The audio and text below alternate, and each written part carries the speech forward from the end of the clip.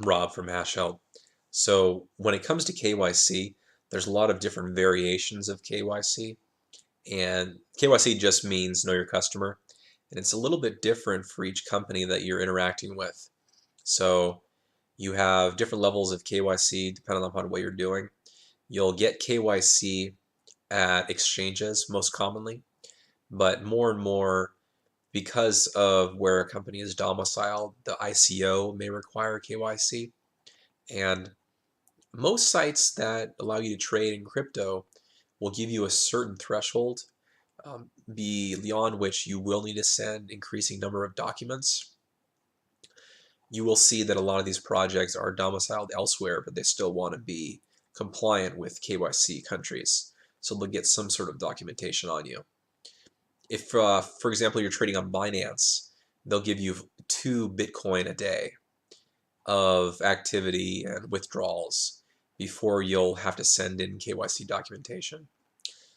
And even if you do send it in, keep in mind that any of these crypto projects can take your country off of their approved list. So, I know people in North America, they were getting a lot of activity with Bittrex and BitMEX, and then those went offline for people in North America. So all the information on the work they did getting the KYC compliance going was for nothing. So just because you were in compliance at one point in time does not mean that you'll always be in compliance. So that's, I remember when Bittrex went down for people in North America, that getting it off was a huge headache. So there's different levels. Some will be as easy as scanning your driver's license, and others will require a passport or an electricity bill or a credit card statement. And I've even been on sites that had a lot of crypto on one that required your social security card.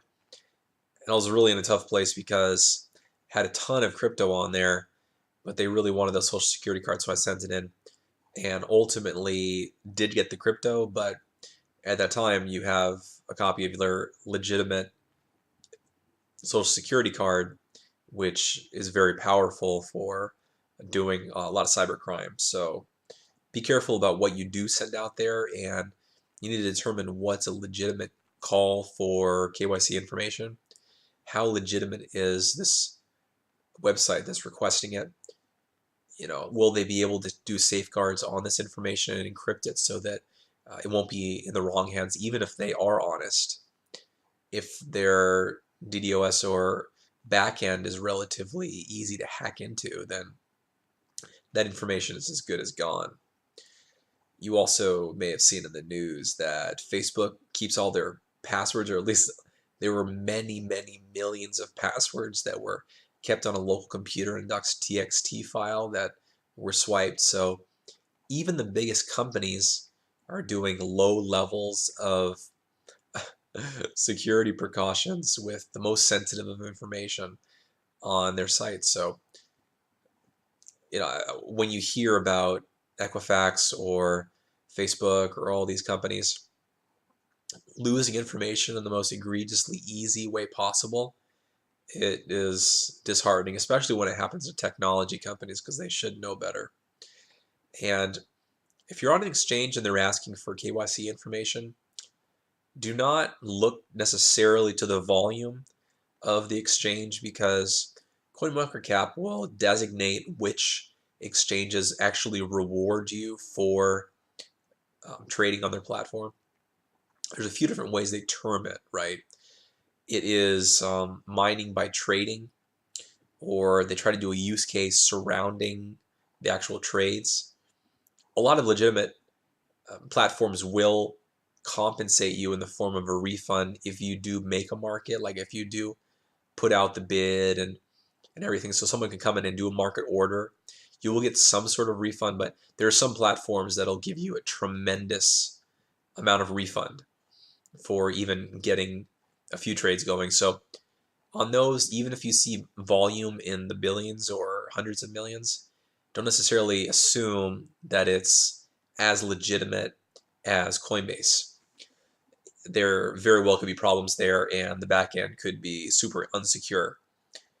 And you have to keep in mind too that a lot of these exchanges, you could not only put your information down the black hole of an insecure file server that'd be hosting this information, but you could get money on the platform and then be KYC to death, which is an expression from sports books where people would deposit money and do really well, and then in order to get out the funds, you would have to send in document after document after document, and the customer service would take like 3 to 4 days.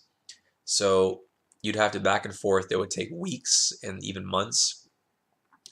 And what they're hoping is that you'll get so frustrated that you'll just call it a loss, and whatever $100 or whatever you put into the platform, you'll just chalk up to you don't have time to get it out. And that's a way of like doing an exit scam without being as obvious about it and as upfront about it. So you can kind of say, well, we'll get to you. And then when someone does complain, a lot of these sites, they will actually make your deposit push through. So when you do put up a stink about it, you will get the crypto back if you hit the right channels on the right day. So with the exchanges, you could get a bunch of volume. You could put in a few Bitcoin and then ask them, it's like, well, it's like, oh, like the withdrawal limit is just a little bit, or lower than what you have. So based on your activity, yada, yada, you will need to send these documents in. And then once they get those, like, oh, like, I think you misspelled your mother's maiden name, or they find things that are very small. So the way that they get you into a lot of these platforms is you'll look on CoinGecko or CoinMicroCap, and you'll see that the price for a particular small coin is 30%, 40% higher. So people have designs on buying the coin or mining it inexpensively and then going to this platform and will see a huge profit.